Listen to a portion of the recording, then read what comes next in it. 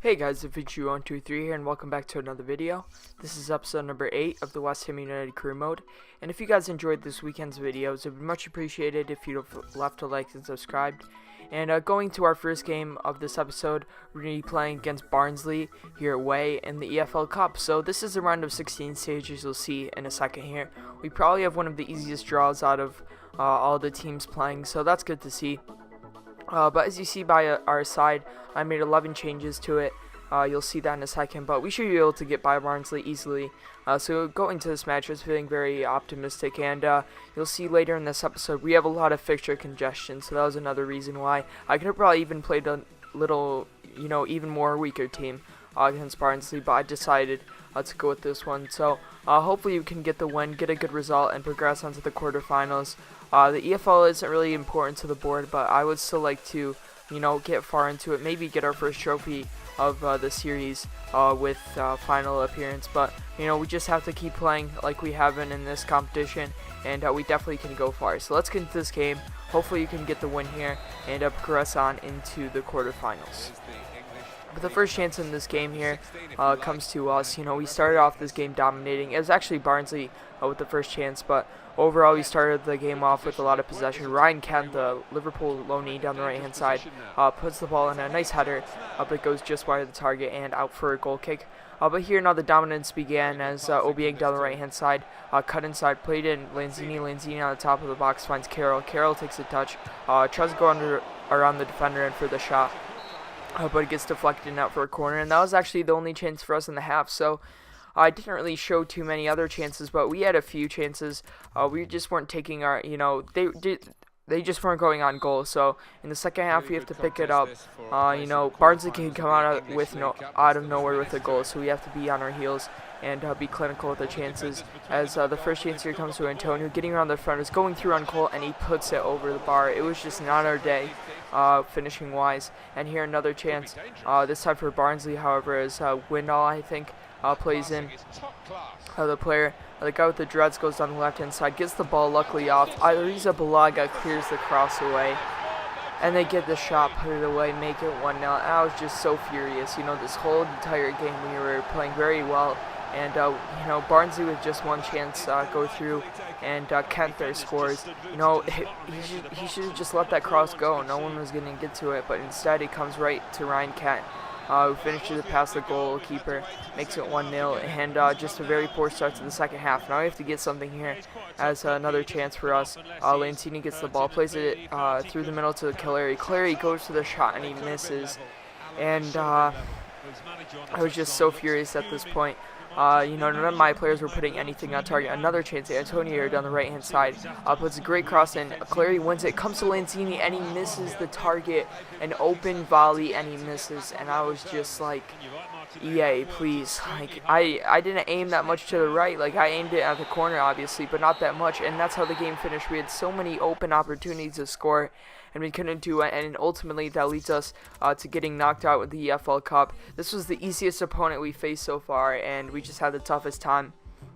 But as you'll see, this episode, won't be the most exciting as we progress on through into the next match. As you see, 1 day rest, then we have Sunderland, 1 day rest, then we have Everton. So this match is, this episode is just gonna be just a mess. And I'll see that USA offer if you guys didn't answer that poll in the last video. I'd appreciate it if you got to that, answered it. So probably in the next episode, I'll make my decision whether we'll join the U.S. national team. I just saw that, that's why I would bring it up. But we advanced on through going to this game against Sunderland. Obviously didn't have a lot of emails or anything. We just had 1 day break. So going to this game, we were playing our full strength side at home. This match was just played in real life on Saturday, where West Ham came out with the 1-0 win in the 95th minute. So hopefully we can, put a better performance in than West Ham did in real life, and come out here with a win. Last game, we just have to move on from it. The only positive thing I can take out is that we won't have to deal with the fixture congestion in the EFL Cup. But still, it was just really sad to get out of that competition. We were so close. We could have gone far there, but we just got to keep pushing on and focus on the league now, as that's the most important task at hand. But Sunderland have a pretty decent side. Obviously, we sold Diafra Sacco to them and he's actually starting for today's match. There's some good players like Kazri. They're playing very defensive line with Kirchhoff, Cattermole, and McNair in the middle, which is just, McNair is pretty much a center back, and then Kirchhoff and Cattermole are both defensive midfielders. So it'll be tough to break through the defense, but I still think we could come out with a good result against the Sunderland team, and hopefully start out this episode in the Premier League with a good start. But the first chance here comes to us. Faguli plays through Payet down the right hand side. Payet gets around his defender, causing trouble throughout the match. Faguli puts a great turn and goes to the shot, and it goes over the bar and out for a goal kick. Really struggling with my finishing in this episode in the past few days. Here Noble now going through, finding Ayew down the left hand side. Ayew getting around his defender, goes to the shot. A great save by Manone.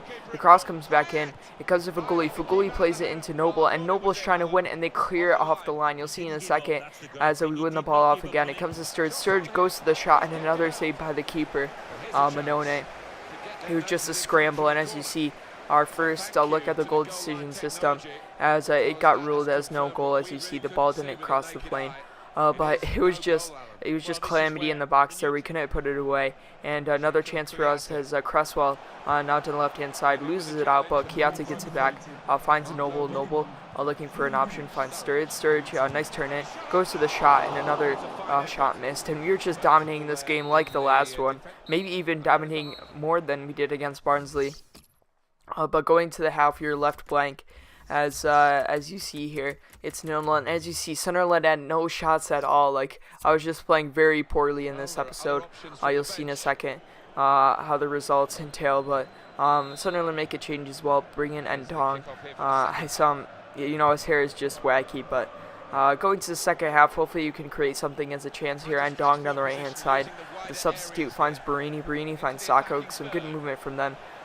Saka going through, finds Cattermole. Cattermole wins the ball, then loses it, then wins it off the tackle, goes to the shot, and Cattermole's not known for his finishing. You could see it there as they put it wide of the target, and that was the only chance of the second half. It was just, it was just really frustrating to break through the defense. All of my shots were going off target. As you see, I don't even think I had a shot in the second half.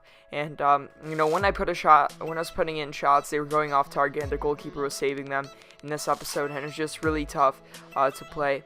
But I tried offering Adrian a new extended deal, and he actually declined it, so I'm not sure what to do with him. You guys actually let me know. Leave a poll. What should I do with Adrian? Should I just let his contract run out? Should I sell him in the January, or should I try to give him a new deal? I'll let you guys decide that down below. I like to include some polls in a few episodes, so let you guys know what that decision.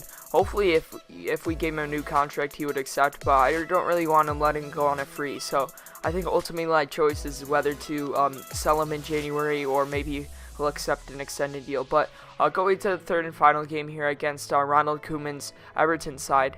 They're a pretty strong team out, not the strongest. So as you see, some players, I'm not sure, there was someone playing that was like a youth graduate of their team, but we're playing a rested side as well. We just had 1 day break in between the Sunderland game and this game, so it might be a tough match. As you see, we're playing 2 up front, as we don't have some of the players just don't have the fitness, so that's the only fit people I had. So we put 2 strikers up front, Zaza, and I think it was Clary or Carroll playing. But hopefully you can put in a good result against Everton here and off the episode with a win. But the first chance here comes to us. Lanzini from the arc here goes to the shot from the free kick, and it just hits the head of one of the people in the wall, and goes out for a corner. Good chance here to get a goal in the opening minutes of the game, but it goes out for a corner. And here now Valencia down the left hand side. Of course, we loaned him out to Everton. The header comes up in the air. We try to clear it away, and eventually a volley comes in from I think Barry it was, but it goes out for a goal kick. And here now a chance, Lanzini again from a free kick from a slightly farther position, but it goes over the bar. And as you see here, Clary tries to go for a header, and he actually gets injured. So another injury. Like, I've just been getting so many of those in this, over the past few weeks. We have Agbana out, we have Reed out, now we have Clary out. Hopefully it won't be such a serious injury, but looking at all of our injuries so far, I wouldn't be surprised if it's something that's about like 2-3 months, like Raiden Agbana. But that'll end off the first half. Really boring first half, just like every single one of these games this episode. I'm really sorry about that, but it just wasn't my day on FIFA, and I wanted to finish this episode. But it was still hard to get past this Everton side, of the weakened side as well. Antonio had to play it right back for us because we didn't have any other fit players. But a chance here for Everton as Valencia getting the ball, trying to shield off the defender, finds McCarthy. McCarthy finds Dowell. Oh, that was the player that started for them. The cross comes in, a great cross in. Kevin Morales with the open header, and he puts it over the bar. So it wasn't like this AI wasn't getting any chances. They weren't just finishing them like I was. But here a chance, Nordby getting around his defenders. Take a few touch, goes to the shot across the keeper. Again, goes over the bar, and it's just my finishing was so bad this game, this whole episode. And as you see, that's how the match will end. So 3 straight 0-0 draws. I was just so furious at this point. It's just really tough to break through the defense.